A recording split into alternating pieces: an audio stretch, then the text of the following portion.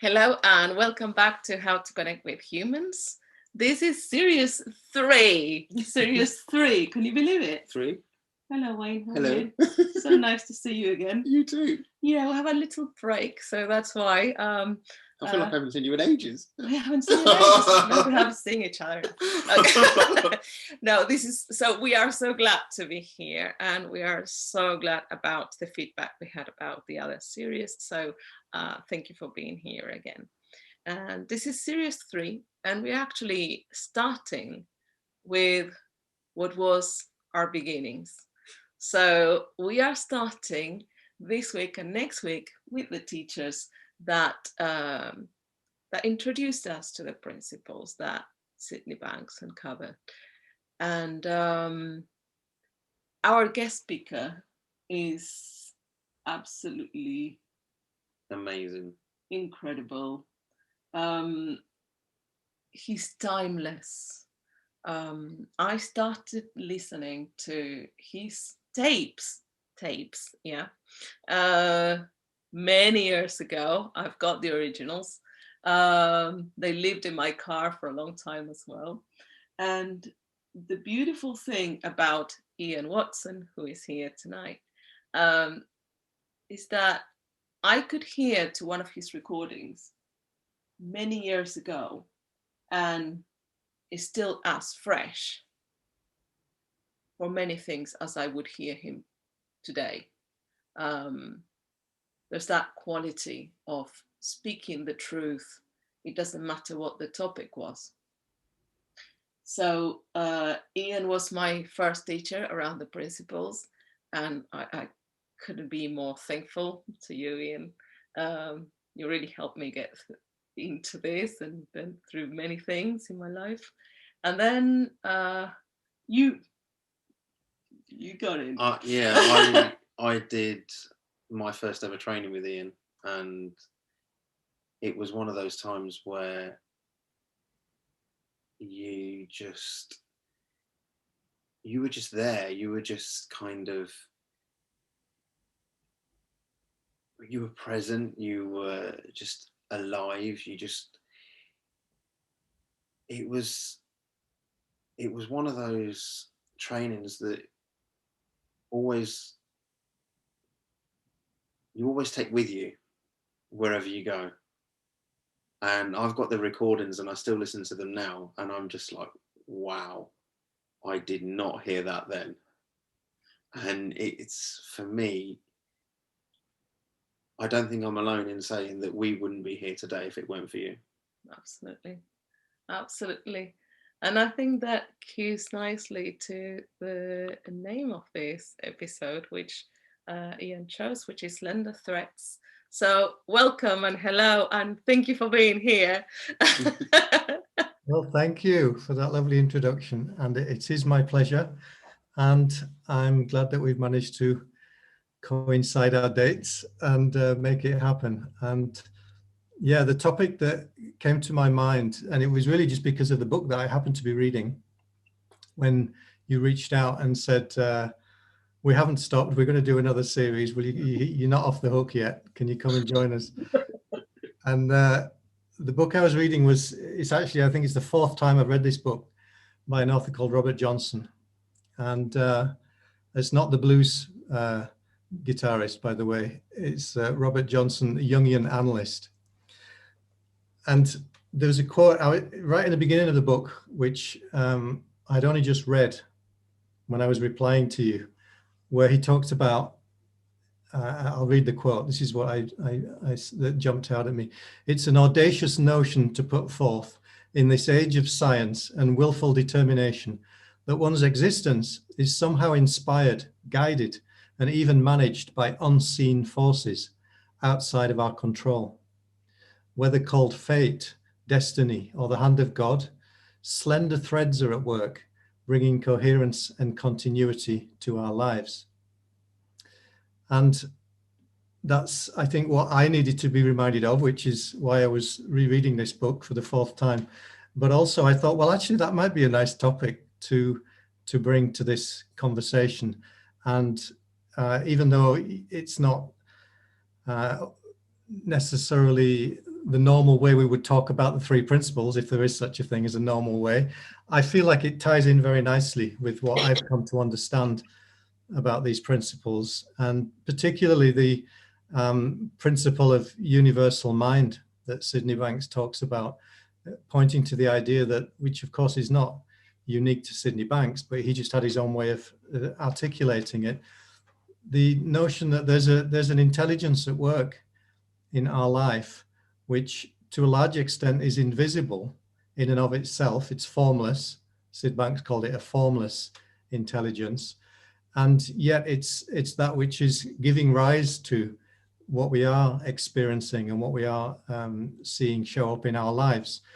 And I think there's something about that, just getting a little bit aware of the fact of that in our life is helpful for people.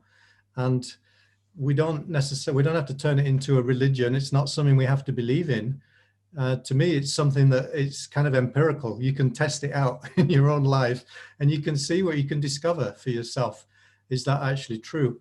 And I'm hoping that some of the things that I'll share with you will stimulate memories and examples from your own lives where you can start to see, oh yeah, those same energies or forces or patterns that Ian's talking about, I can recognize my own version of those. Because if it's universal, right? That means we're all somehow tapped into the same intelligence, but each of us will be experiencing its influence in our own way. And I don't know if I'm remembering this right, Caroline, you can correct me if I'm wrong, but I think that the first time, I don't know if it's the first time we met, but the first time I remember you coming was to a workshop I was doing in Sussex, I think, somewhere, which was one of the, I think it was one of the first public workshops that I was doing around the three principles. I didn't really know what I was talking about, but I was keen to share it anyway. And I believe you came along thinking it was going to be a homeopathy workshop. Is that true? Well, I came actually to one of the first ones you called something around the principles. It was in London, at Regent's, which was before that one because I went to two. Okay. Just to check if I heard it right. So, yeah, I didn't read the title. I just thought, oh, Ian's doing a talk. I'm in with another friend. I didn't read it. I paid for it. Just went boom, paid for it. Went in. You started talking. I was like, what is he talking about? When's he going to mention homeopathy? He was like, you said something in the first 10 minutes, and then you said, well, if you got it, that's it. That's what we're going to talk about for the whole weekend. And I'll be repeating myself around this. And I thought, this is so stupid. It's so silly. Like, oh dear, this guy is so intelligent. He's just had a meltdown or something. Obviously lost the plot completely. Yeah. And it took me nearly the whole weekend to actually come to, like, hear what you were talking about. It was so, just put the world upside down. And yeah. So that, yeah, I recalled it more or less accurately. Yeah. I think that was just a nice illustration of the kind of topic really that I want to explore with you, where there are things that we stumble upon sometimes, and we kind of dust ourselves down and carry on as if it hadn't happened, and then we stumble again, and there it is, and then at a certain point we pay attention and we realize, oh my God, there's a treasure here that I hadn't seen was a treasure. I thought it was something else. I was looking for something else. But the treasure was here right in front of me. So sometimes it plays out that way. We literally get thrown into something without really knowing what it is that we've signed up for, until subsequently we gradually uncover what it is. But there's other times, I think, when we just have encounters with certain people that turn out to be significant and meaningful. And I've had many examples of that in my life, where people have literally just come into my life at what I recognize to be a significant moment. And that person has subsequently played a pivotal role in my life. And those roles can vary. Some of the people are what I would call door openers.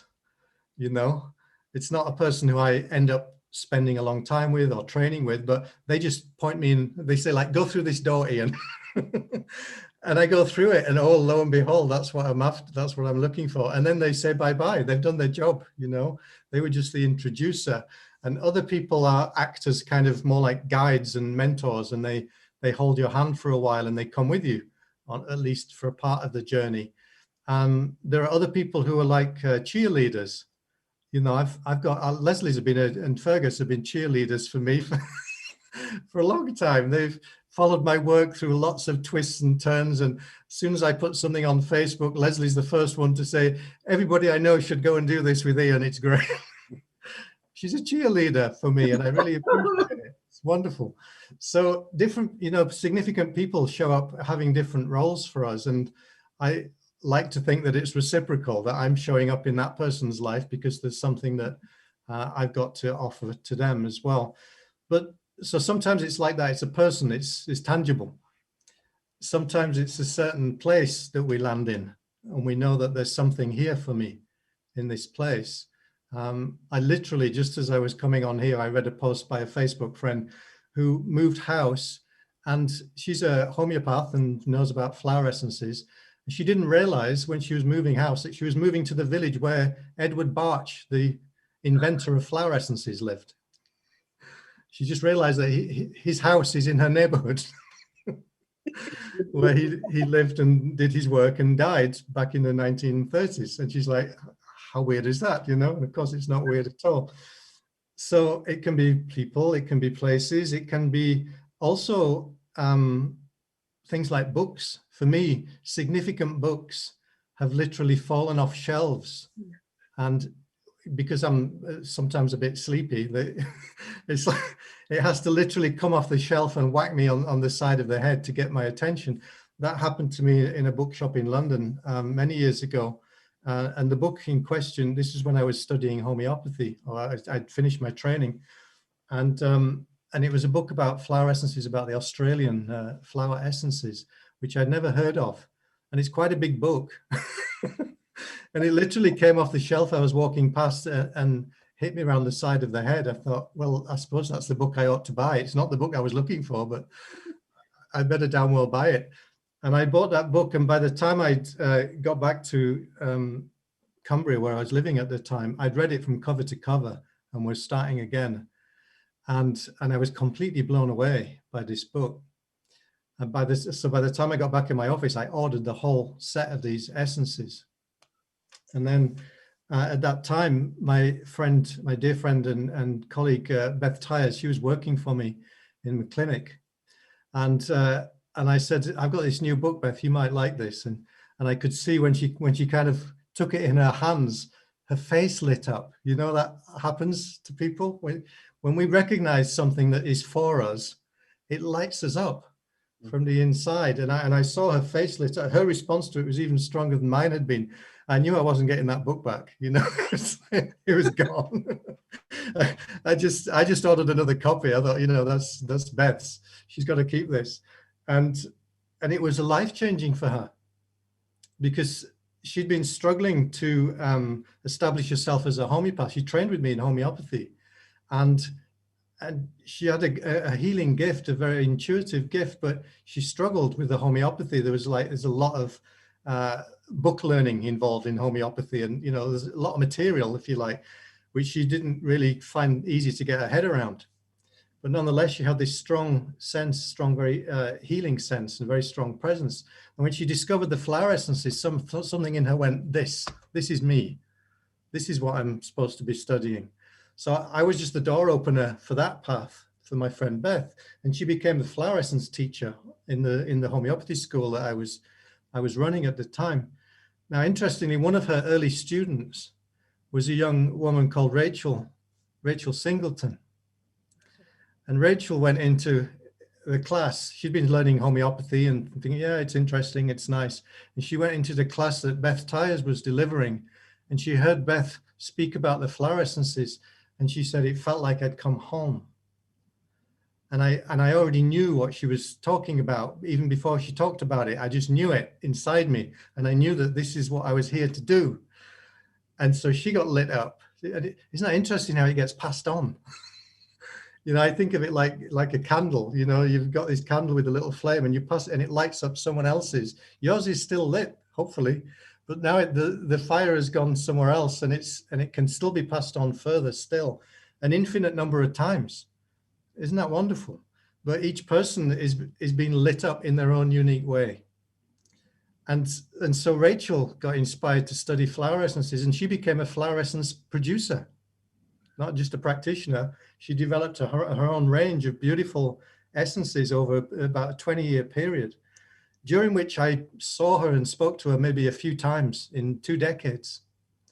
And then about 3 years ago, she reappeared. I said, "What's this 3 principles nonsense you keep talking about?" I said, "Well, we're doing this course in London. Why don't you just come and join this course? You'll probably enjoy it." So she came and signed up on the course, and of course, she completely loved it. It totally transformed her relationship to her work and everything, as it did for me. And by the end of the program, she said, "You know, you and I should do something together."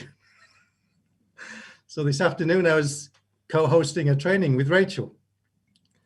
And it turns out we're working together. This is 25 years ago since we met. And in that time, we've maybe met a couple of times. And suddenly she comes back into my life at a significant moment because we've got some work to do together. So there are, you know, all of these things now, it's like there's the place, there's the people, there's the subject, the topic, if you like.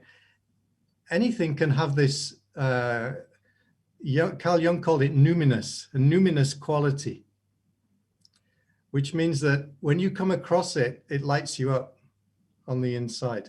It can be anything. And it's not always something external to us. It can be something that appears to us in a dream or a vision, you know, just a felt sense, something of that kind, something that literally just comes to you internally. And I've increasingly come to feel that there's really no difference because it has the same quality to it. You know, you might have lots of dreams, which you might call everyday dreams. And then every now and again, you might have what you could call a big dream or a significant dream. I've only had a couple of those in my entire life that I remember, but I will always remember them. And they were pivotal, and they were more real than the everyday reality that I woke up to. You know, those dreams were so powerful. Now for me, my journey of like recognizing that there are these threads that you can follow, it started when I was in my teens. And I went into this bookshop in the town where I lived, and it was a bookshop that was the only bookshop I could afford to buy books, because what they sold was like the remainders that the publishers couldn't get rid of. You know, they printed 500 and they'd only sold like 200. So they would literally give them away to these remainder bookshops to sell off very cheap. And I bought this book, and it was an A to Z of alternative therapies. And it was about £1.50. And it was this like an encyclopedia of alternative therapies. And I remember buying this book, and it was just like, it was like treasure to me. It was wonderful. And I just read the whole thing. It started with acupuncture, and I don't know what Z was, but it went all the way through. And I got about halfway through and I landed on homeopathy. And something in me went, oh my God, that's me. That's me, that is. That's what I'm supposed to be doing. I'd never heard the word homeopathy before. I had no idea what it was. That was the first time that I can really remember recognizing something so clearly that it seems like when I recognized it, I already knew it. You know, that feeling? The recognition's a really interesting thing, because you can only recognize a person if you already know them. And you can only recognize anything if, in some sense, you already know it. It's got that deep familiarity to it. So I stumbled into this thing called homeopathy, and literally I just had this one chapter in this A to Z book, and I just read it over and over and over again. And it talked about the life of this guy called Samuel Hahnemann, who'd discovered this principle of healing 200 years ago that was still largely ignored by medical science, and yet had been proven itself to be, you know, solve all the problems of medicine, basically. I was like, wow, well, this is amazing. And interestingly, within a few weeks, I saw a little poster somewhere that said that this person was giving a talk, and the person giving the talk was going to mention homeopathy, among other things. So I got on the bus and I went along to this talk. It turns out she was the wife of a homeopathic vet. someone who was treating animals using homeopathy. So I went and listened to this talk, and most of it went straight off my head. I really didn't know what she was talking about, but I just enjoyed being there. I felt like I'd found my secret society, you know? And there was about half a dozen people in this lady's living room. And the guy that happened to sit next to me was just very friendly, and we started talking. And it turns out that he used homeopathy. He was a healer, and he knew about homeopathy, and he was also a dowser. He used a pendulum to douse things, to find things out. And I was like, what is this magic? You know, I need to know about this. So I decided to be friends with this guy, but this was before mobile phones. And in my case, it was before phones. Even at that time, I had a little bedsit without a phone. So if I needed to make a phone call, you had to go out and get in the phone box, you know, and hope that you had enough change to get through. Which my kids don't believe me when I tell them about these dark ages, you know, where we didn't have mobiles and laptops and internet and stuff. And I couldn't find my friend. I couldn't find him because I'd written his phone number down wrong or something, or I can't remember what it was, but I just knew his name. His name was Brian, and I didn't know where he was or anything. Anyway, about 3 months later, I'm minding my own business in my little bedsit, and I hear this almighty crash outside my window.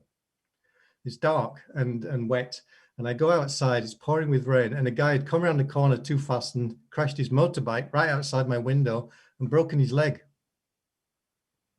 And by this time, I'd learned about rescue remedy, and I had some rescue. I ran him back inside, got my rescue remedy, and sneaked it onto his lip.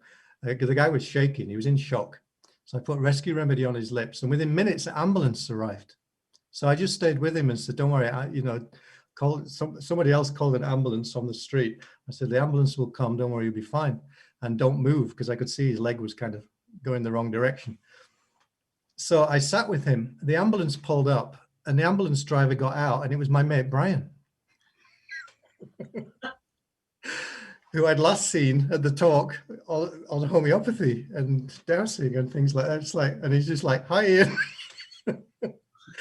Fancy meeting you here." And I confessed to him that he said, he says, "What's happened?" He asked me what's happened. I said, "I don't know. I didn't see it, but the guy's fallen." And I said, I put rescue remedy in his mouth. It's like, "I know you're not supposed to do that." He said, "Oh, don't worry." He said, "I've got some here as well." Ambulance driver with rescue remedy. How about that? So we made a connection, and Brian and I became good friends. And he was like my first mentor, if you like, because he was older than me, and he normalized for me the world of alternative healing, because that was his hobby. So his day job was he was an ambulance man, and his hobby was he did hands-on healing, and he did pendulum dowsing, and he used homeopathy. And he used to take me on outings where people would ask him to do dowsing to find out what was going on in their houses. You know, if they had like supernatural phenomena and things of this kind, or if they had maybe an underground water source that they couldn't locate, he could locate it using a dowsing skill. So he'd take me off on these adventures, which was wonderful. And one day we went to a house where there was a retiring doctor, and Brian was buying something to do with dowsing from this doctor. That's why we were going to the house. And so we went there, and he bought the apparatus, whatever it was, and we're literally just leaving. And this doctor turned to us and he said, "Would either of you two be interested in homeopathy?" And I went, "I could be." And he says, "I'm leaving the country." He's retiring, and he was moving to South Africa. And he opened this cabinet. He said, "If there's anything in here that might interest you, you're welcome to it." It was an entire homeopathic library. He just gifted me the whole thing. And we loaded it all into Brian's boot and drove it back to my apartment. I thought, well, this is cool. Now, the reason I'm sharing this, to me, this is an example of what happens when you fall into alignment with whatever it is that life is unfolding for you at that particular time. There's a quality of ease, and there's also a quality of ripeness. You know, things just like ripe fruit, they just fall. You don't have to do anything to make it happen. It's like it's waiting for you. Or you've got to show up. I mean, you have to show up and you have to be willing to say yes when people ask you, are you interested? I could have said, no, I don't think so. But if you're willing to show up and you say yes, then you get given what you need. That's what I came to appreciate. So homeopathy turned out to be one of the slender threads in my life that as I just had to keep following it. I really didn't know where it was taking me. And in fact, for those first few years, when I inherited this library and all the books were written 150 years earlier. So I wrongly assumed that it was something that kind of died out in the Dark Ages. But, you could still buy some of the remedies, and I had the books. So I just got this, got started as best I could with my studies. It never occurred to me you could actually train in this thing. And then my job at the time was I had an office job in the magistrates' courts, which I was just doing to earn some money. And the job was so boring that we could finish the work by about 10:30. And then really you were just shuffling papers, pretending to be busy until 4 o'clock. So what I did was I did the work till 10:30, and then I brought my homeopathy books in and, sneaked them in my drawer, and I was just reading homeopathy while no one's looking. And one day I got found out by the secretary of the clerk to the justices, who was like the top boss person. So his secretary kind of discovered me reading this homeopathy book. And I was like, oh shit, I'm in trouble here. But the next, she didn't say a word. The next day, she came in with an ancient homeopathic kit with bottles with cork stoppers. She said, do you want this? It's been in my family for God knows how long. She said, I've never used it. It was about a 100-year-old remedy kit, and she gifted it to me together with the accompanying book that she'd been given. So I'd been given my library, and now I was given my medicine chest. I mean, what are you supposed to do? You just, it's not like there's certain things where you don't really have a choice about it. You just got to keep saying, yes, okay, I get the message. It's how clear does it have to be? So it's not always that clear in my experience, but sometimes it is. It's really like whack around the head clear. So I set about using these remedies as best I could, and my friends became my guinea pigs, and I started getting some results with homeopathy. But I still didn't know you could learn this thing. I thought that it was just basically you had to teach yourself, which is what I was doing. And my other big interest in this time in my life was spirituality. I was interested in philosophy and spiritual teachings. And I'd read some of the books of Krishnamurti, which is interesting because that was one of the books that I heard Sydney Banks say that he'd read one of the Krishnamurti books when he got a kind of inspiration from reading it. And then he tried to go back and find what it was, the paragraph that is, and of course he couldn't find it. So I'd been reading Krishnamurti, and then I read in a magazine that there was like a little ad that said that Krishnamurti gave these talks once a year at this place in Hampshire called Brockwood Park. And it was going to be in this particular date. I thought, that's it, I'm going to go down and listen to this guy. So I hitchhiked all the way from Yorkshire down to Hampshire. And I camped out at the Brockwood Park, and it would pour down the whole time. So I was in this field, which was like it's like Glastonbury, it's like a mud bath. And because I was late arriving there, I ended up in the bottom of the field, which is like the wettest part.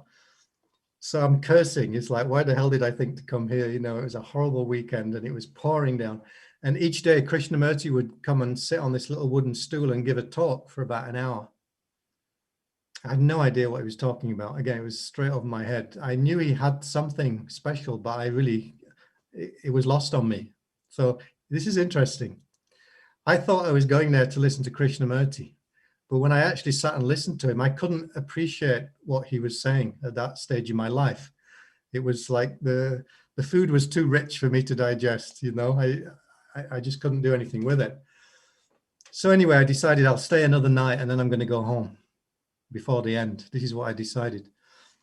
Now that evening, I heard this noise of a car wheels going, and I came out of my tent and this car was stuck in the mud. Couldn't get out of the field. So I just got out and offered to give them a push. And it was one of those Citroens with a narrow, Citroen CV with a narrow wheel. So they had no chance of getting out. So I helped these guys pushing this car up the hill, and eventually they got to the point where they could get it out of the field. And they said to me, there's a couple of guys in the car, they said, we're going to down the local village, there's a pub, we're going to have dinner there. Do you want to join us? I said, sure. I never met these guys before.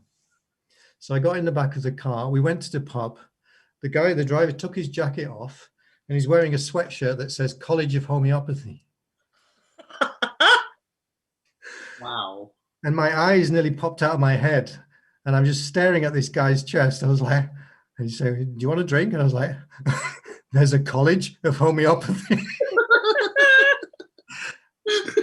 How come nobody told me? There's a College of Homeopathy. Where is that college? He said, it's in London. And you're a student? I said, yeah. I said, I'm graduating in a couple of years. That was it. I was moving to London. I quit my job. I'm moving to London. I'm going to go study homeopathy at the College of Homeopathy. Now, when I look back, you know, that to me, again, is an example of a slender thread where sometimes the form it takes, it's a bit trickster-like, where life has you thinking that you're going here for a certain purpose, you know, or that you're meeting this person for a certain reason or whatever it happens to be. So for a while, you have to just play along with that script. But then when you get there, you realize that wasn't it at all. There was something else. It was all being set up somehow for something else. So that to me was just a nice example of it. And there were many more features of this journey for me with the homeopathy. When, you know, I signed up for the course, which was a part-time course, and I spent the whole summer then working on a fruit farm to have enough money to fund me through the first year. And then a week before the course started, I went to this bookshop in London. There were some course books we had to buy. And I'm in the bookshop in London, and there was one other person in the bookshop, and I just struck up a conversation with this young woman. And I was very excited, you know, I'm going to the College of Homeopathy, you know. And she said, oh yeah, I'm there as well already. She said, which course are you doing? I said, what do you mean? She said, are you doing the part-time or the full-time? I said, there's a full-time. And in between the time when I'd signed up and the time when I was actually starting, the principal of the college had the bright idea they were going to launch a full-time course, which was the first time they'd ever done this. And so it was going to be shorter, but much more intensive. So of course I wanted to do that. So I went for an interview literally days before the beginning. And I said, you know, I want to switch courses. They said, sure, no problem. And I said, well, the problem is that, you know, this year's fees that I've been working to accumulate, I said, it's now only enough for one term. And Robert Davidson, who was the principal at the time, he just looked at me and grinned. And he said, don't worry. He said, if you decide you're going to do it, he said, the money will come. And I was like, oh, okay. I didn't know that that's how it works, but he seemed to know. He seemed very confident about that. So why should I have any doubt about it? Which was, again, to me was a miracle when I look back. You know, he could have said, well, go home and work for another year, you know, or take out a loan, but he didn't. He introduced me to the world of seeing that there are possibilities beyond what you can already think. Right? He did it right there and then in that first encounter, and he did it many times subsequently when I was training with him. He introduced me to the possibility that what we can conceive of with our own thinking is limited. It's always limited. It's limited to what we already know, what we've already learned, which has served us well up until a certain point. But there's a point where it stops serving us. We've got to take a leap beyond that into what is at that point is the unknown for us. He did that for me right in that first encounter. He said, well, you know, if you just commit yourself, the money will come. Don't you know that? And he planted that seed for me very beautifully. And of course, that's exactly what happened. In fact, it ended up that the college was actually paying me to study there by the time I finished. I made myself so useful that I ended up working for them. They paid me. They even let me drive around in their van for free. I had the college van, was my free renter van. So I continued to get, in a way, guided like this in my early explorations of homeopathy. And, you know, that period of maybe that first 3 or 4 years for me really was like the epitome of surrendering to the flow of life without needing to know where it's going ahead of time. And I think that there's, you know, if there's something that has been most helpful to me in my life, it's having learned that at a young age. You know, what I learned was if you surrender and you trust, things do work out, and you are shown or given what you need at each particular juncture.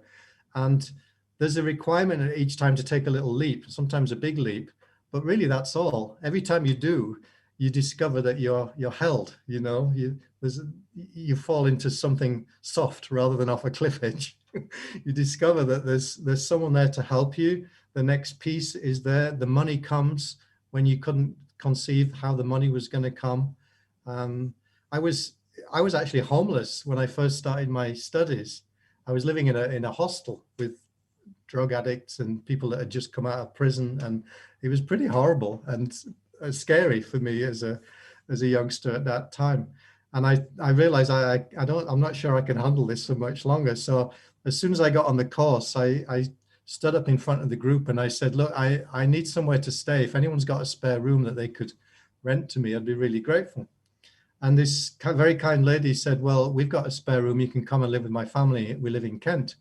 But yeah, I come in and out every day, so you're welcome to come and stay with us. I said, that's lovely, thank you. So I went from being homeless to having a beautiful home in Kent, which was lovely. And I stayed there for about 6 months. And then I just got to the point where I felt like, you know, I don't want to outstay my welcome. You know, they've been so generous and so kind. I felt like it was time to move on. I had no idea where to go or how to even think about finding a place to live in London.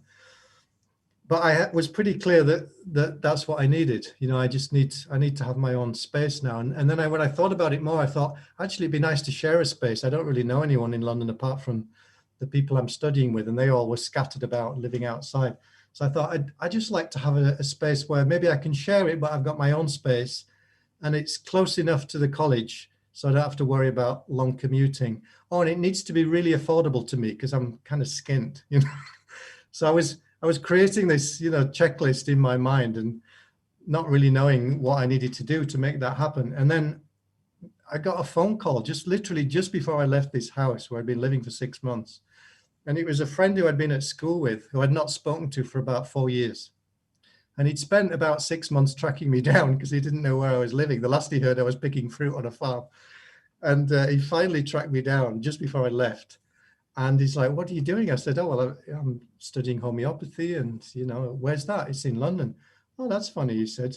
My flatmate, who I've been sharing a flat with at uni, he's just gone to London. He's gone back to London. He's looking for someone to share his flat with. Why don't you give him a call? I said, sure, give me his name.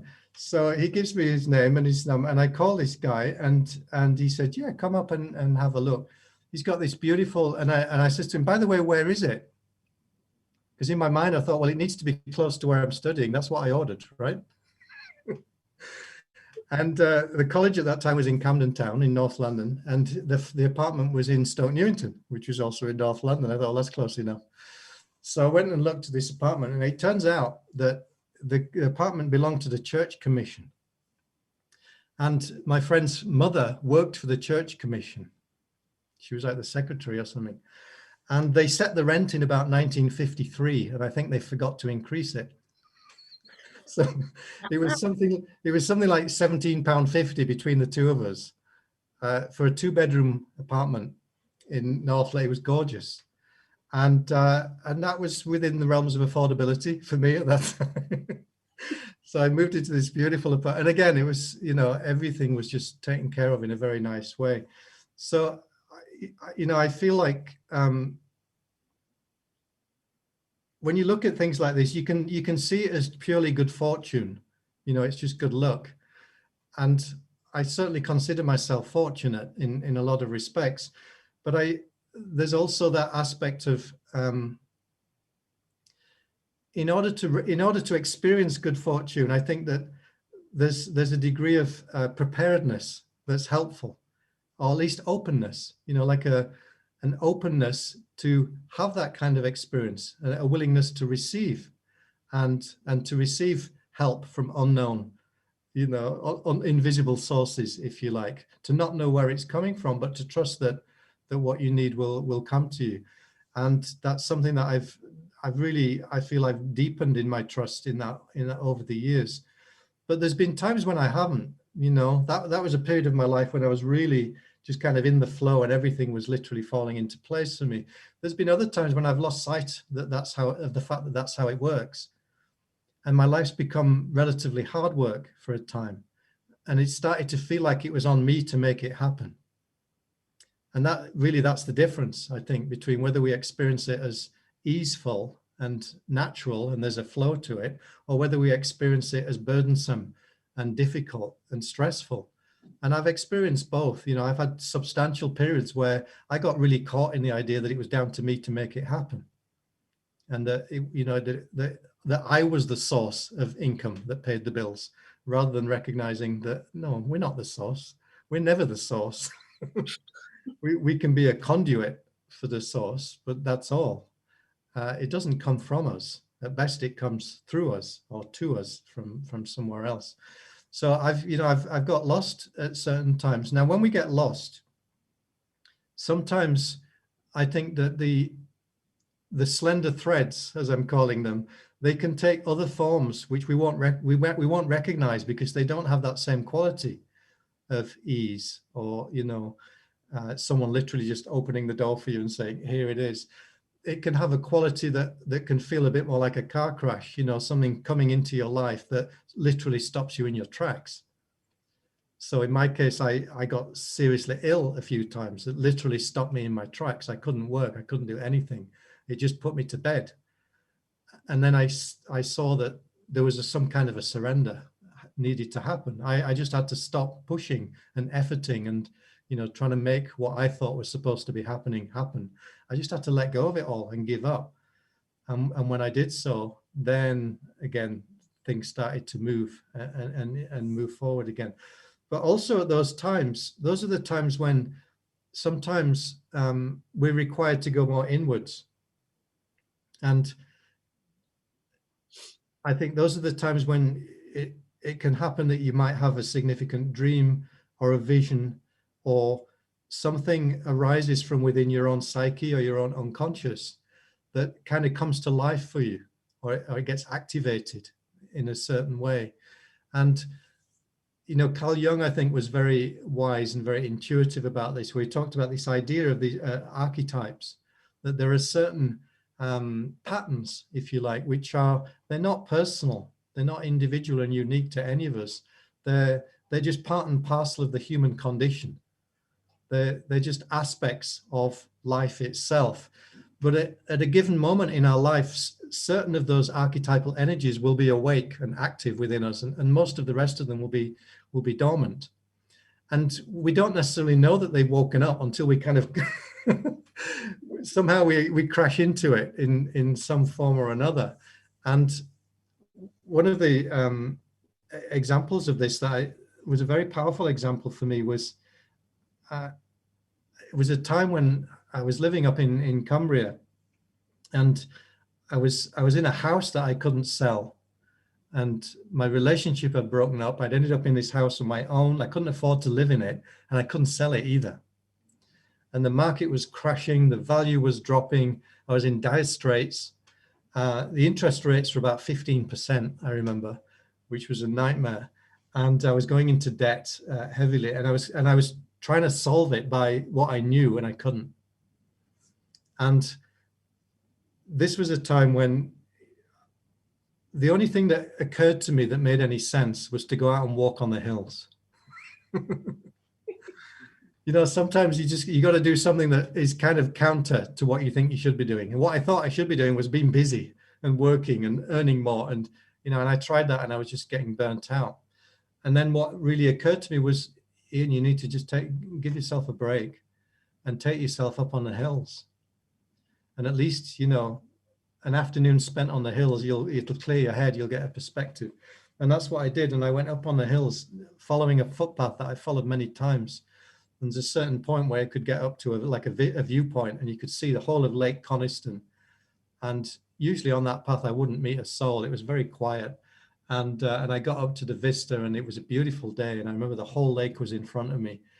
And I was just my mind was settling down, you know, and I was just remembering, you know what, this is not so bad. You know, I might down there, I think I'm struggling, but I've got this on my doorstep, for God's sake. I'd forgotten, you know, I hadn't been up there for weeks, if not months. And you know, we forget what beauty we have around us, and, you know, the gifts that are in our life, they become invisible to us. And I was just about to head back down because it was getting dark. And I found myself heading further up instead. Like my body went the other way. And I was like, that's weird. That doesn't make sense because it's getting dark. It's probably a good time to go back. My body wasn't having it. My legs literally propelled me the other direction. And it was such a strange sensation. And so I made a kind of a bargain with myself. I said, well, okay, I'm going to walk until I can see the end of the path there where it turns around the hill. And I'm not going to go any further. At that point, I'm going to come back. So it's about another half mile.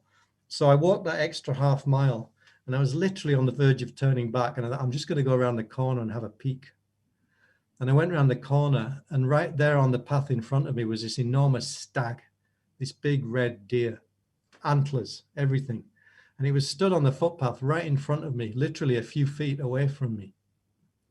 And I was looking up at it. This thing was huge. I'd never seen a stag that big, and I certainly had never seen one that close up before. And it didn't run, it didn't even flinch. It just kind of looked me in the eye for what seemed like the longest time. And I couldn't move. I didn't want to do anything to frighten it, but also I noticed that I wasn't frightened. I was like the opposite of frightened. I felt this absolute calm just descend on me because I felt like I was in the presence of something very, very magical and very special. And this stag, after it had looked at me for such a long time, it literally just kind of sauntered away. It just turned around and walked. It felt like it had done with me, you know. You can go now. I felt like I'd been dismissed. At a certain point, it literally just turned around and wandered off. It was just like nothing else to do with me. And I just stood there. It's like, did that just happen? Did that really happen? You know, it was one of those. I couldn't quite believe it. And I was looking like, are there footprints? You know, was that a real stag or was that a dream stag? It was a real stag. And I came back down that hill. I was skipping. So when I went up, I was like depressed and anxious and worried. I came skipping back down without a care in the world. And I felt completely different. I felt energized.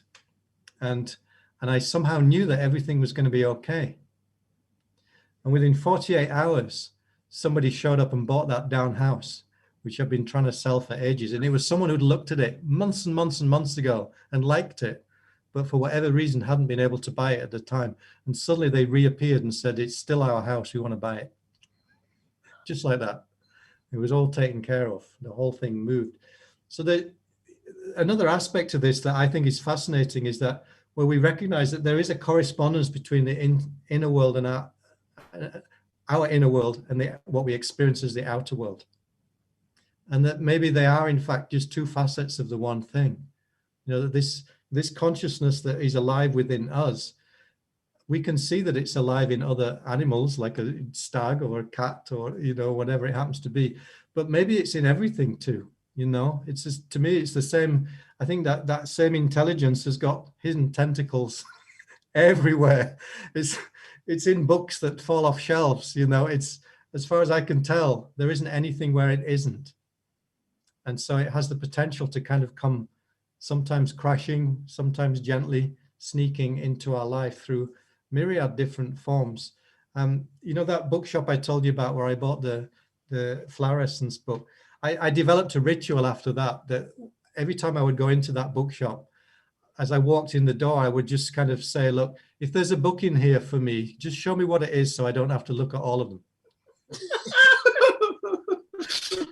And it became very reliable and a very efficient way for me to do my book shopping, because normally I'd spend hours in there and, you know, come out empty-handed. Now I would go in there and I would go exactly to the shelf that I needed to go. And one day I went in and I knew there was a book for me there that day, but I didn't know what it was.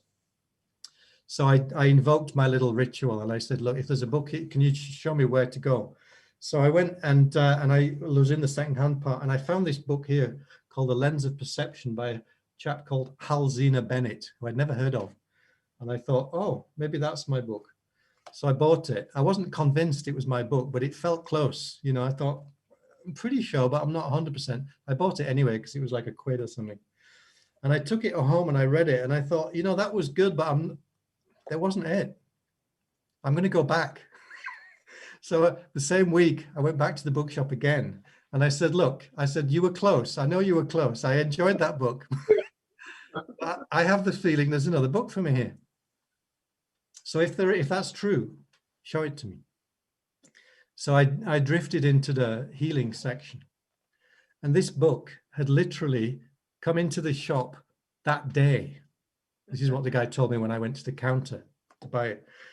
He said, because I said to him, I didn't see this when I came in. He said, no, it's only come in today. And there's a book called Plant Spirit Medicine by Elliot Cohen. And this was a very deep and powerful book for me at the time. In my healing work, it had a very powerful effect on me. And I knew, you know, sometimes you just hold something in your hands and you know that's it. You know that's it. It's like, that's for me. I don't know why, but it is, you know, and it can be anything. I knew this was for me. And I picked up the book and it fell open at the page, at the foreword. It says, foreword by Hal Zena Bennett, author of this book. I said, well, I knew I was close. And that, to me, that's how it works, you know. We can't get it wrong. To me, that's the moral of that little story. So even when we think we're off track, we're still on track, really. It's just we're in a little siding somewhere. But, you know, sometimes we have to take the scenic route, and sometimes it's like direct. But I've come to increasingly feel that even when we feel like our life's taken us in a direction that doesn't seem like it's the right one, it is. I really feel that now. It always is. The only variable is whether we can see that or not, and whether we can appreciate the fact that it's right for us at the time. But increasingly, I don't think that we can mess it up, really. We can stumble occasionally. We can not hear and see the things that are literally falling in front of us. Sometimes we're just blind to them. And when that's the case, I think life just ups the stakes a little bit. Like the messages get a little louder, you know, the headaches get a bit stronger, whatever version it happens to be that's trying to get our attention. The intelligence tries to get our attention in certain ways, at certain moments. And it's just like the volume gets ramped up if we're not listening, that's all. But we're not off track. So anyway, I feel like I've been rambling on a little bit, but just to close the loop, that homeopathy was a big part of my life for about 15 years. I ended up writing homeopathic books myself. I ran a homeopathic training school for years. I thought that was my life's work. You know, I felt such a deep affinity with it. There was like a recognition in me when I discovered homeopathy. I just know this. I know how to do this. And it felt very natural to me. And I would say that's a good sign. When you come across something like that it feels easeful and natural, follow that, you know, for as long as it feels that way. So that's what I did. And then I found myself moving out of homeopathy into psychology and emotional healing, and then into 3 principles. And it all just unfolded very naturally. And then when I came across the principles in about 2011, I was like, oh, well, this is cool. This is it. This is my work now. And it felt just as real and true as it had felt when I encountered homeopathy. So that became my work for about 8, 9, 10 years. And then lockdown happened in March. And all my trainings and my group 3 principles programs and all of that, I couldn't do any of them. They all dried up. Like a lot of people, my work literally just was forbidden. You know, it couldn't happen anymore. I was like, oh, okay. I guess I'm not supposed to be doing that right now anymore. And I had the idea, of course, well, I could just do it virtually in some way. But interestingly, there wasn't I didn't have the feeling that that was the right thing to do. I just didn't have the enthusiasm for it. So I thought, okay, I'm just going to lie low for a little while and see what emerges. And after a couple of months, what finally emerged was I had the thought occurred to me that I hadn't seen a doctor for 42 years. And I was quite struck by that thought. I never had that thought before. It's not something I sit thinking about. It just suddenly flew into my consciousness. You know, I haven't seen a doctor for 42 years. It's like, bloody hell, that's true. I was 15 the last time I saw a doctor. And then the next thought was, and you discovered homeopathy 41 and a half years ago. Maybe that's not a coincidence, you know? There's been something in the fact that I discovered that at such a young age. It's been really helpful to me in terms of giving my understanding of holistic health and healing and how to look after myself. And I thought, my God, I'm really grateful for that. You know, it's not just that I learned the remedies, it's that I learned how to think holistically and to think about healing in that way. What a gift that I was given at such a young age. I just felt this profound gratitude. And then the next thought was, well, I should share that with people. If people knew that, they wouldn't be freaking out about this damn virus, you know. I noticed that I wasn't, but a lot of people were getting very anxious and very worried. And I thought, well, I should share this with people. So I put together a homeopathic help sheet and I stuck it on the internet, and like 10,000 people downloaded it in about 3 weeks. I thought, my God, people seem to like this stuff. Maybe I should do a homeopathy course. So here I am, 35 years later, or however long it is now. I suddenly realized that I'm supposed to teach homeopathy again. And I'm not even sure that I know how to do that because it's such a long time since I've done it, but I'll do it for fun anyway. And I'll just do a little course for fun, and maybe a few of my friends will turn up. It'll be like the old days. So I launched this 10-week online course in the summer called The Principles and Practice of Homeopathy. Leslie and Fergus was there. And you were there, Carolina, I believe, and about 125 other people, which to me was unbelievable how many people over 200, yeah, decided that this would be a fun thing to do and to join me on. So one of the other, to me,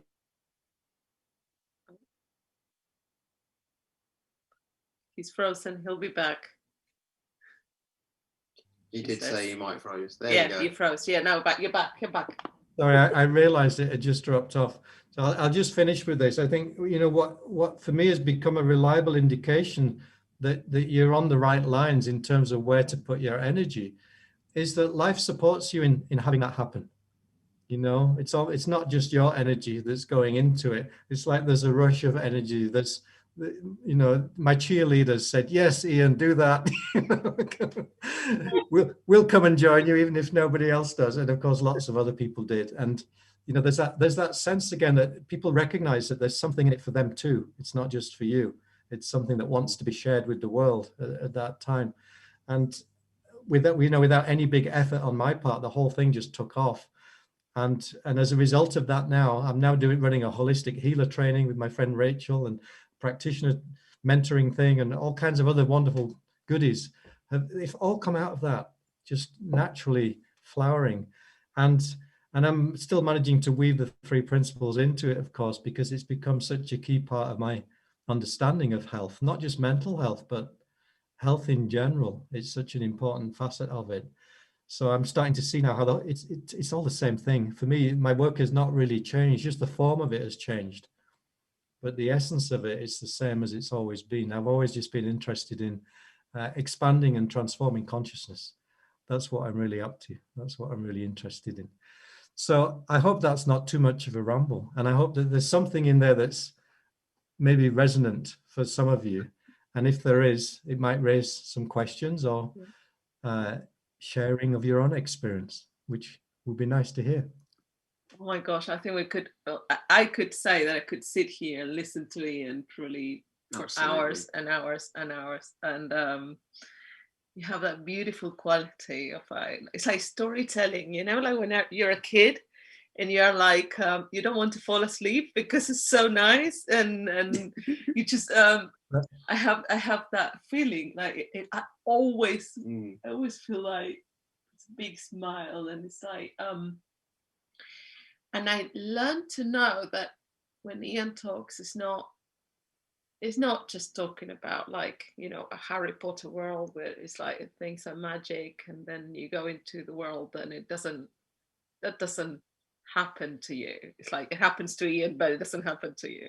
It's like it starts, as you were saying, like it starts opening your eyes to things that maybe you didn't, that are subtle, are slender, and you didn't so pay attention.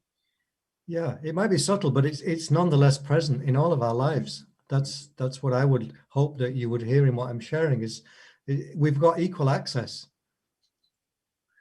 And it also happened to me that like I actually wanted to become, I was like, I'm going to be a homeopath. And that's, you know, my friend said, well, we're going to do homeopathy together. Okay. Her mom sort of gave her the first year for tuition. I didn't have the money, so I couldn't do it. And I said, well, you know, I actually want to learn. So it doesn't matter. I'll borrow your books if you don't mind. And I'll start with that. So she got all the books needed for the first year. And we started listening to your recordings. And then I went, I want more of that. I don't know what the rest is, but I just want more of listening to this guy and reading the book that was actually part of the first year of the homeopathy course. And then I listened to more and more. And as you say, it took different forms of what you were doing, but the message was still this true, that something that will lit me up, literally. And I thought, okay, it's homeopathy. And then she goes, I'm not going to do this. So here are all my books. So all her books are in my bedroom still, of which I have been discovering along the years. We're talking about, say, 7-8 years ago. And I go in and I, has this book been here all the time? You know, just suddenly appears. I can't believe it. And I have books that I asked Wayne or her, or did you give me this book? And they go like, no, I don't know where it came from. They just like suddenly appeared, and it was pop out. And I found one here the other day. I was like, did you get this book? I was like, you know. I think they move around when we're not looking. Yeah. And so I didn't do homeopathy because I got into your course, and then I thought, oh, okay. I was trying. It's like, okay, it's not this way. It's not this way. It's gonna, as much as I tried, it didn't work. And then it was, okay, it's the principles, and boom. And then, so when you did this course during quarantine, I thought, well, finally, you know, all these years, and now I can do a homeopathy course with you. And I thought, can I afford it? And I could afford it because it was totally affordable, luckily. So we're going to mute people. Unmute people? Unmute people, because... Unmute people. Let's see if anyone's got any questions. Or Leslie and Ferguson will stay. Okay. Yeah, I'd love to hear if anyone's got any questions or anything that, yes. that, you know, that they'd like to share, just that resonates with what we're talking about here. So we'll unmute you, but then you may have to unmute yourself anyway. So if you have any questions, just unmute yourself, or you can put your hand up, or but pretty much unmute yourself. And I'd love to say something, if I may. I found that so interesting. So interesting. Thank you for sharing all of that. I loved the bit about the bookshop and the books landing on you and all of that. It was a bit like Mr. Ben. So I don't know if you remember the children's cartoon character when it's all about the outfits and he never knows what adventures he's going to have as he goes into the shop and what clothes he's going to wear. It just popped into my head and really amused me. But what I can see in my life is I can see these threads looking backwards. And it's at times more like a spider's web of lots of things all feeding to a certain point. And when I was younger, I used to just follow the opportunities that came along, and then life kind of got more serious and, you know, more responsibilities, and I stopped following them, and it got harder.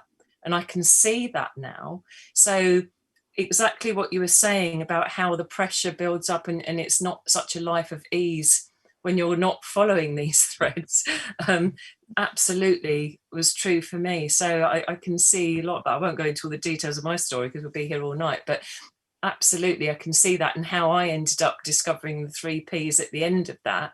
But I'm not quite sure where it's taking me next. I'm doing things and I'm enjoying it, but I don't know where that thread is. So how do you spot the thread? Well, that's lovely that you shared that, because I mean, one thing that I would ask you is, well, has the ease started to come, or the sense of opportunity and possibility, has that come back for you? Has that come back to life? The excitement around it, but at times I think because I'm so used to life being tougher, I had a corporate career for years and years and wasn't following what I wanted to do. I followed where I thought the money was going to be and more responsibility, because that's what I needed to pay my way in life and everything else, rather than trusting that it was going to be there and that it wasn't about me. So I was fighting against that, really. And then it was like a wallop, and I had to stop and change direction. And that's when it started getting lighter again. But I build up that pressure for myself because I'm used to it being hard work. So it's starting to, but I just can't see it quite yet.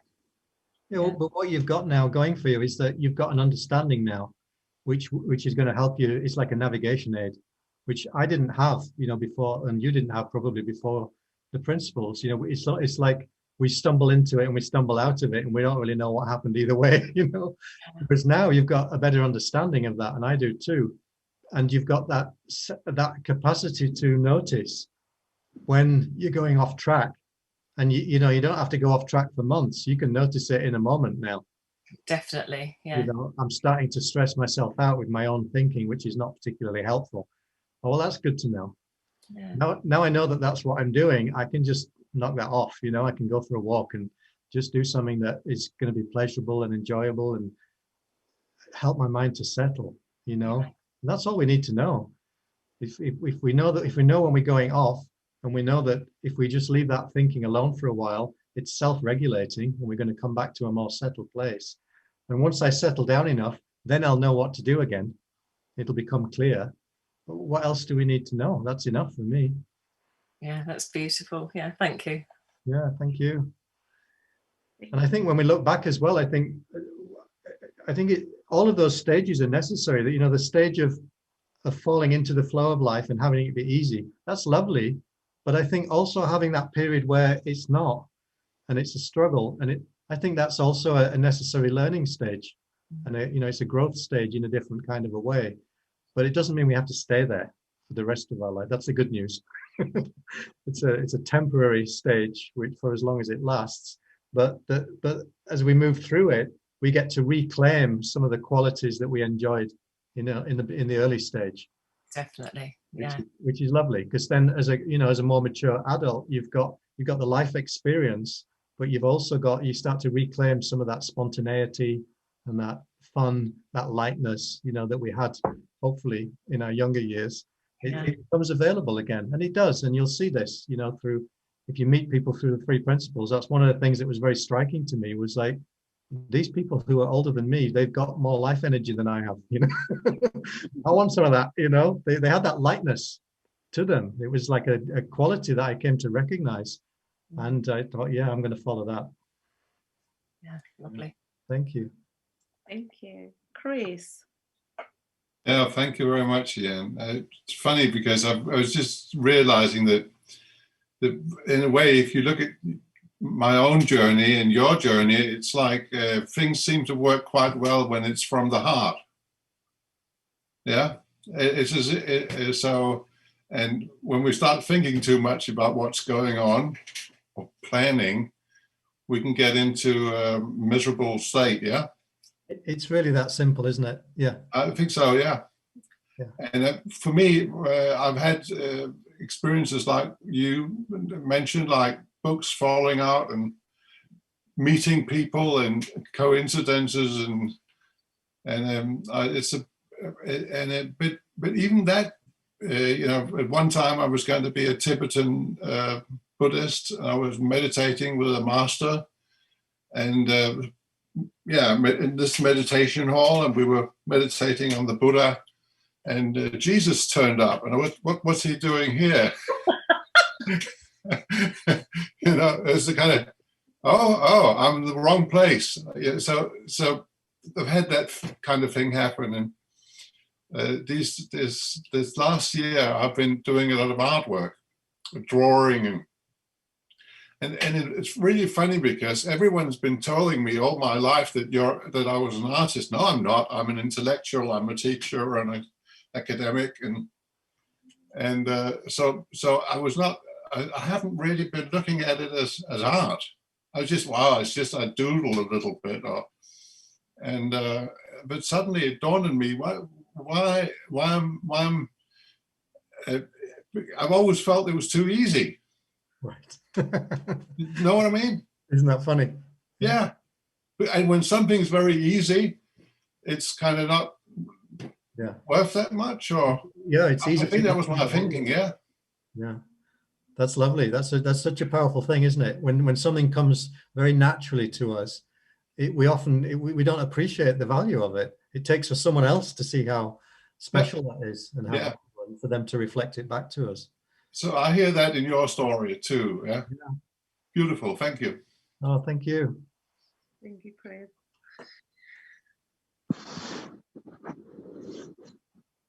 Hi, Ian. Hi, who's that? Claire, is it? Yeah. Claire, yeah. I loved all your stories. Thank you so much.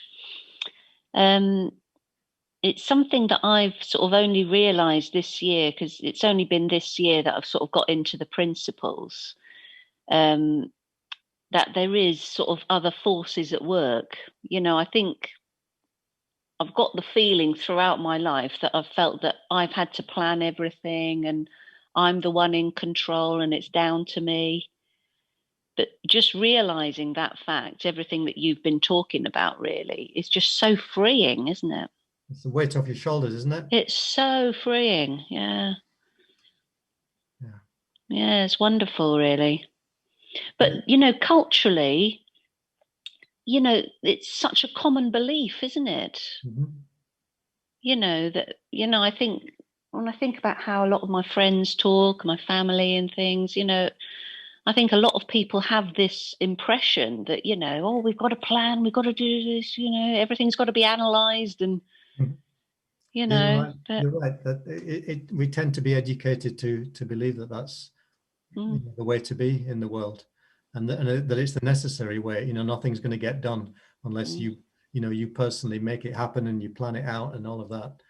And unfortunately, it is a mode that we can fall into, and it's a recipe for burnout and exhaustion. Totally. Because there's a whole other aspect of our being, which is seeking expression, which is not. It's not been given the expression that it needs. And whether you call it the soul purpose or just deeper self, or Chris said, like coming from your heart, rather, it doesn't matter how we talk about it. I think we've all got some way of recognizing that is not the totality of who we are, is it? Operating from that place of intellect and reason, and it's not the totality of who we are. In fact, it's not even the bigger part. No, exactly. Yeah. Yeah, no, it's wonderful. Yeah, thank you so much. Oh, thank you. I'm happy to hear that you've gravitated in this direction, because I should warn you, it's a one-way street. There's no going back. You're not going to trade when you get a taste of what's possible in terms of how. It's not that life is without difficulty, but there's a way that we can navigate through life that is just more graceful and easeful.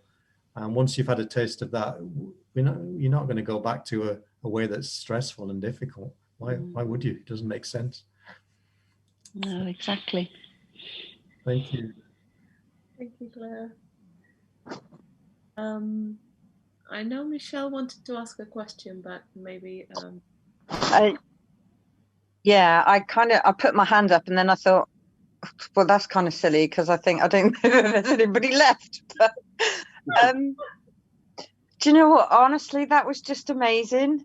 And I can so resonate with what Linda said, and Chris, you just made me, honestly, I was dying here. I don't know if anybody saw me, but it was the way you just came out with how you, I'm sorry, I've gone. It was the way you said, oh, I was just, meditating and Jesus Christ turned up. Like it was, the postman just put something through my letterbox. Oh God, that was hilarious. Sorry. Ian, one of the things that you said actually towards the end, which really, really like knocked my socks off, really, was how you realize there's this light-hearted, you know what I mean, to life. Yeah. I got so serious, and I was never like that as a kid or as a teenager, or in my early 20s. And then I kind of got a job that was responsible and a manager, and I kind of thought I had to be serious. That's a weird thing to say, but no, it's very common. Yeah, and it carried on, and I forgot to have fun and laugh, and I've just the last 3 months, I think I've laughed more in that last 3 months than I've laughed in years, and it's just the most amazing thing. It really is. It's just beautiful. And I love the fact as well that you also say that, that I think sometimes some people have an impression of, when you come across the 3 principles, that, all of a sudden life's going to be full of unicorns and roses, and that's how it's always going to be. And that's not the case. Life's still going to give you its challenges. Absolutely. And I kind of fell out of my state of peaceful mind a couple of weeks ago, and started thinking, oh, I've got to make this happen, and I've got to get busy. And all of a sudden I got absolutely wiped out with vertigo, and I literally I've spent the last 10 days in bed, and only really the last couple of days started to feel better. But it was during the last couple of days that I was like, just stop fighting this, Michelle. Like, I don't have to go at it hammer and tongs, and it's still going to be there tomorrow. And yeah, it's not it. Some of it, I mean, obviously you have to do stuff, but it's just not in my control, and it's just going to show up. And that's it.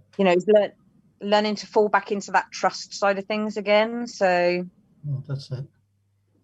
Yeah, it was really nice to hear that, that you've also, been on that journey, I guess, of, there's some difficulties in your life, but you just, even though I've had vertigo and been not very, not physically felt very well, I've still been laughing my head off. So, I've been able to, just like you said, I think move through it with more ease and peace and grace, and and have a laugh at the same time. Hilarious. Thank you. That's beautiful, and it shows what's possible. Even in the midst of suffering and difficulty, we can still find that lightheartedness is available to us right in the midst of it, and we can have a different relationship to the same kind of circumstance or the same illness or experience that we're going through. We can have a totally different relationship to it than we might have had before. My God, what does this mean? I'm doomed. How long is it going to last? It's a kind of slow death, isn't it? Once we get into that serious mode, I remember I went to India once in my life, and this was an interesting thing because I was in Egypt. I was working in Egypt quite a bit, and I'd just come back from Egypt, and I had what I can only describe as a waking vision. I've only had a couple of those in my life, but literally someone appeared to me that could have been Egyptian or Middle Eastern. Wasn't anyone I knew. He appeared, and he just pointed and he said, "It's time for you to go." And I knew, without knowing how I knew, that he meant India. I had to go to India. I didn't have any plans to go to India, But he was telling me it was time to go, and I knew that that was true. And so I booked a ticket and I went to India. And I met a spiritual teacher there while I was there, a very wise and very funny spiritual teacher, which to me is the best combination. And he said, one of the things that he said that really stood out to me, he said, where there is seriousness, there is ego. And when there is laughter, God. And I'd never forgotten that.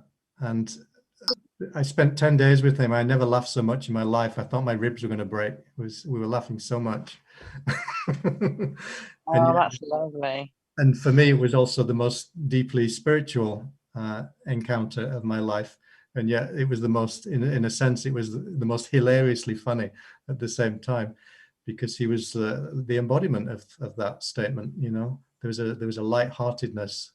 And the interesting thing is that you can go through life with a lightheartedness, but there can also be a quality of depth, you know, at the same time. Lighthearted is not the same as frivolous. It's different. So I think you can have light. To me, the sweet spot is light and depth together. So you're not taking life so seriously that you're getting weighed down by it and it's becoming heavy and dutiful and difficult. But nonetheless, you can appreciate, you know, you've got an appreciation for the fact that there is suffering in life. You know, we do experience hardship, and there are people right now really going through it in lots of different ways, you know, so we're not denying that aspect of life, but we're also recognizing that we can be in life and yet not caught in it to the same extent as we might have been before, you know. Yeah, I mean, being able to, you know, be light-hearted doesn't, well, for me anyway, it's not diminished my capacity for compassion or care. It's actually enhanced it. Yeah, beautiful. You put it better than I did. Yeah, that's lovely. That's exactly it. If anything, this is it. And there was just one other thing I want to say. So thank you, Ian. But Wayne, I've got to tell you, I've really noticed something tonight. And you're gonna want to go and hide in the corner probably now. Good Lord, you found your voice, man. Yeah. Is he running? No, I'm here. Oh no, I've just really noticed, like, I don't know what's happened to you. You've blossomed and you come out of your shell. It's lovely. Thank you. And you're welcome. Thank you to both of you for inviting me into your little private party here. Well, we were first. I want to say that we were actually telling Ian your story, Michelle, like how you follow your notes. Like, you didn't have a Facebook account. Suddenly you got a Facebook account and just like looking at groups and whatever, and you landed on one of our episodes, and then you were like, boom, and you've been a gift to us, really. Like, I can't really think now of how to connect with humans without Michelle as being part of, you know, of these Slender Threads. And to be honest, the funny thing is, like, the first person, apart from Jan and Chip Chipman, that was going to be like just the one talk we're going to do. Then the first person we asked was Ian. And at that point, he was like, no, I don't think I have anything to say. And I was like, really confused. Like, it was the first time in years that, you know, we had a message about Ian, like, I don't think I have anything to say. When does he ever not have anything to say? I didn't want to say that, but...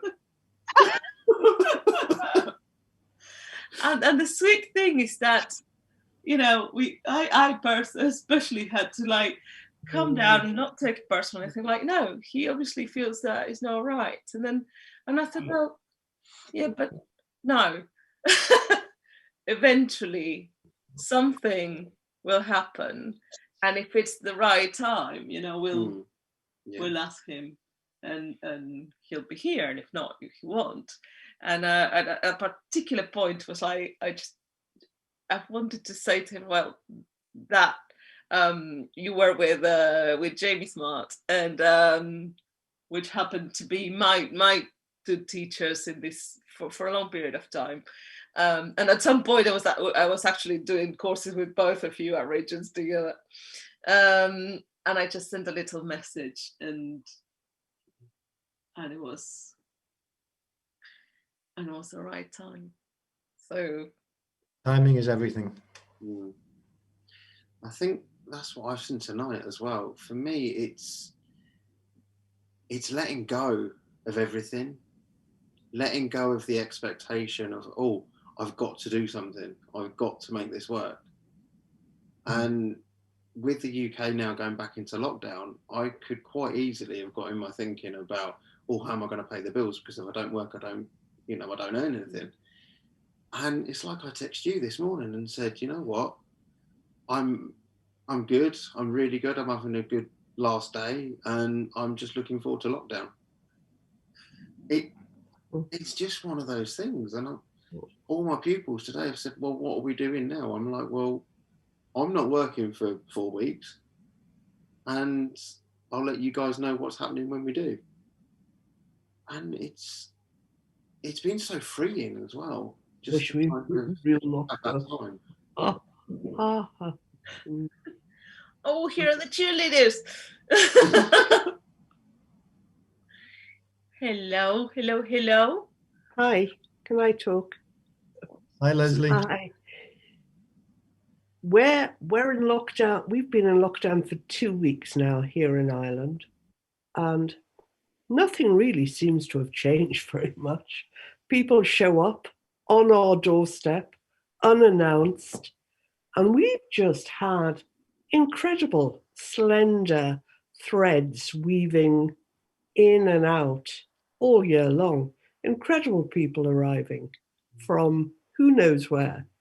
And one person who's particularly good at showing up just as food is about to be served.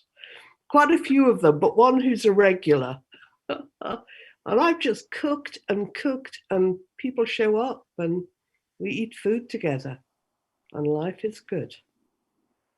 Oh, I love it. If I was your neighbour, I would be that person, I tell you. Yeah. Leslie's a fabulous cook. Yeah, we will all move really close to you soon. Do it. You know, there's just something lovely about that, isn't it? Like when you just relax into where you are, and you're not resisting it. You know, you're not trying to make it something that it can't be at that particular time. It's like, okay, this is the situation. So how are we going to conduct ourselves in our life in the midst of this? You know, there's this things that we just can't change externally. That's always going to be true.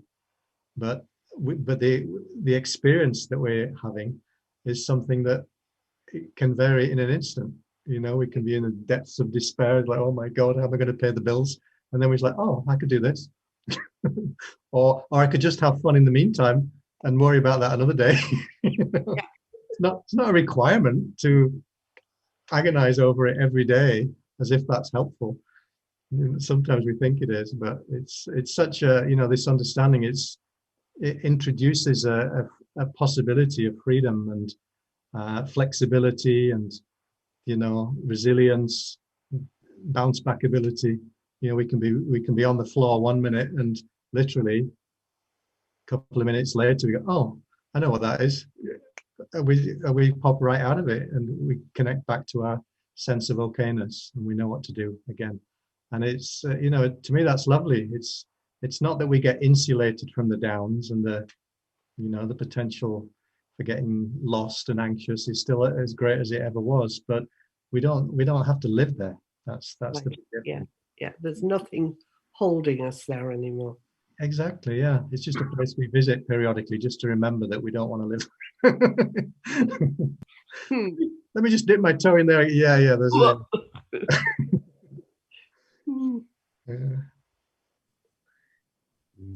Very nice. There's Lily down there. Hi, Liliana. Nice to see you. Oh yeah, Lily's here. Might be time for. Hi. No, I wanted to say something. I was just enjoying myself listening. Very, very enjoyable. Just the right thing at the right time. So thank you, Ian. And I have to say that in my 20 years kind of journey through homeopathy and everything else, looking back, it's so easy to think inside the box, whatever box that is, you know, and it's a box of our own making. And whatever I've learned more recently, like the last 8-9 years, which is beautiful, and I'm so grateful, it can become a box. Anything can become a box. And you have played a big part, you know, every now and then you popped up, you know, in my life as I whatever was doing, and you kind of helped me, maybe with a recording, maybe with a book, maybe with a walk in the park, maybe with an email, to think outside the whatever box I was in at that time, you know. Mm-hmm. So that's quite special, you know, and it's lovely. You always bring simplicity and freshness, you know. So great to know that. I mean, it's inspiring to hear how you followed that, you know, that thread. And it's a reminder that we can all do that. And, you know, if we don't resist life too much, that it's inevitable. It's really cool. I like it. And I feel very fortunate to, you know, to have you in whatever capacity in my life, you know, that capacity changes. And so it's lovely. I'm grateful. Thank you, Lily. That's beautiful. Thank you. and I love what you said right at the beginning about, you know, even the 3 principles understanding. It's like, wow, we come across that and it just opens up so much possibility for us. And, you know, and it's like, wow, thank God I've discovered this, you know, this is wonderful. But as you say, we can turn that into a form which at a certain point we have to then outgrow. You know, we have to let that go. We have to let it go in the form that we currently hold it in our minds. And that can be a bit of a shocker. It was for me, and I've noticed it is for quite a few people, because it's such a powerful and so helpful thing that you imagine that, you know, it's something that you're never going to move on from in some sense, you know, in some way. And yet we do, because we keep seeing freshly, we keep seeing more, that we have to let go of the form of it that we've come to already see before. And it feels like going into the unknown again, doesn't it, each time? But I think that's how we stay fresh. So true. That's how we keep growing. We've got to keep moving out of what we think we know. That's it. Yeah. Oh, it's beautiful. And the letting go shows up in so many different ways, doesn't it? It's not a prescription or anything, and it's certainly not a doing, you know. No. It just I think get knocked off our bike or something like that, you know? Yeah.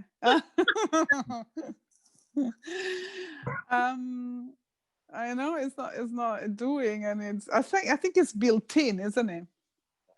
Well, it's built in. The capacity to let go is built in, and if we know that, then it can happen much more easily, you know, and naturally without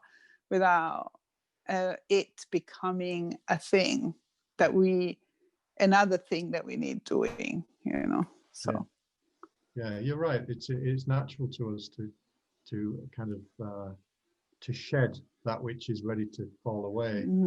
But we acquire the habit of holding on, you know, that I think that's a learned habit.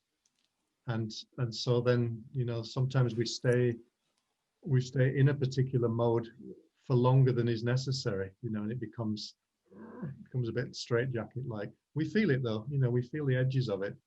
I think whenever we've got into a mode that essentially we've outgrown, but we've been afraid to let it go, we start to feel boxed in by life in some way. Or at least I do. I assume it's similar for other people. And that's how that's how I've come to recognize. It's like this has got to go. And for me, I don't know about anyone else, but I've always had to be willing to let something go first before I knew what was coming next. And that's the unnerving part for a lot of people, is like they want to know ahead of time. You show me what's coming, and then maybe I'll consider letting go of this. And that never worked out for me ever. I've always been required to relinquish pretty fully first, and usually spend a little bit of time in the waiting area. For good measure, awaiting further instructions. It's like, oh, come on, how long is this going to take? But something always shows up. Life is regenerative, and it's by its very nature. It's regenerative. Something's always ready to spring up, always.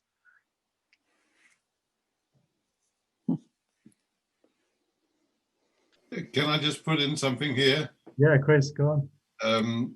Doris and I, we got married in the summertime this year. I saw that. I saw it. Congratulations. After 29 years being together. And the priest, he said something interesting. He says, what you're doing now is you're letting hope win over experience. Letting hope win over experience. It was very beautiful, a sermon he made in our garden. And it just makes sense. We need to, hope is we don't know what's going to happen, but experience is, oh no, that, this and this can go wrong, or and I think the Chinese, they have a proverb, something like that experience is like walking with a lamp on showing the light, it's lighting up where you were. Instead of, hope, I guess, is like pointing the light forward. Saying, oh, what's going to happen now? Like, and a positive feeling. So, I just felt that's. So I think it's very hopeful to be into this with the principles, and that we can be hopeful and joyful. Wow. Yeah. What a beautiful sentiment. I just love that, Chris. Thank you. You've expressed that so nicely. I feel like we should end there. I don't think any of us can say anything that's better than that. It's lovely. You just encapsulated it so beautifully. Yeah. Thank you. Yeah. I think you had a lot of maybe unknown people invited to your wedding, because I remember like we were all absolutely so happy, and I remember seeing those pictures and go, wow, we were like, oh my god, yes. And it's nice to see like how it doesn't stop there, where we think we're doing that, isn't it? Just keeps, you don't know the repercussions, as Lily was saying. Could be recording, could be an email, just something that suddenly you just discover that little plant that's starting growing somewhere that you don't even know how that happened. And I think I don't know if anybody else wants to say something, just last thoughts or questions, or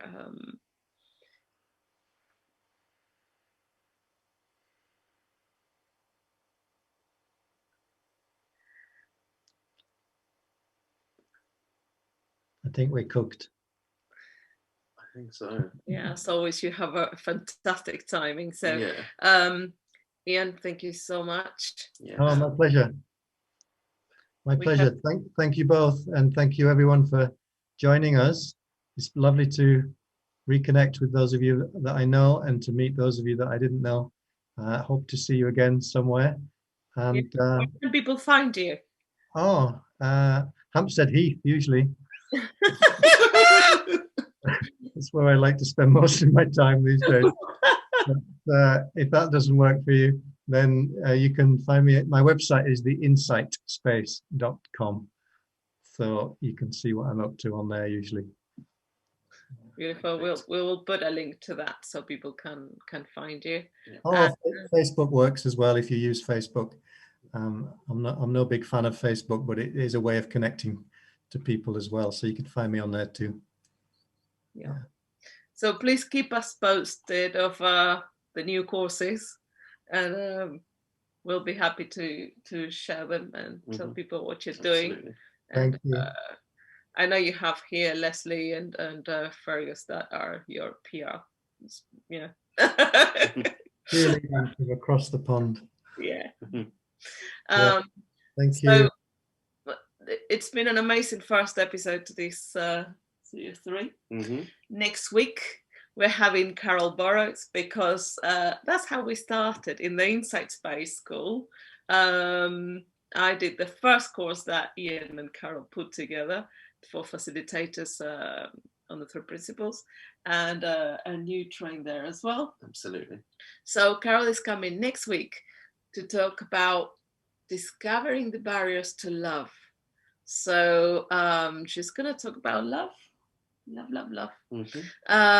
all different ways and forms. And I cannot recommend Carol highly enough. For those of you who don't know her or have not heard her speak, I would heartily recommend that you join the session that Carol does. She brings a very, very, very special presence and a depth of understanding, I think, that is quite rare. So yeah, really recommend. So we'll see you next week at 7:30. Again, thank you, and thank you all for being here. You can mute yourselves if you want to, and say goodbye. Thank you very much. Thank you. Thank you. Thank you. Bye. Bye. Bye. Bye. Thank you. Bye. Bye, Simon. Bye.